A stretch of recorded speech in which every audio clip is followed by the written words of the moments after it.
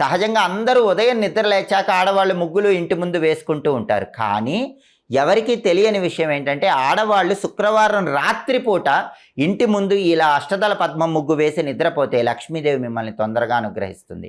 అలాగే ప్రతి పౌర్ణమికి లక్ష్మీదేవి భూలోక సంచారం చేయటానికి వస్తుంది. కాబట్టి పౌర్ణమి రోజు రాత్రి సమయంలో మీ ఇంటి ముందు ముగ్గుండేలాగా చూసుకోండి.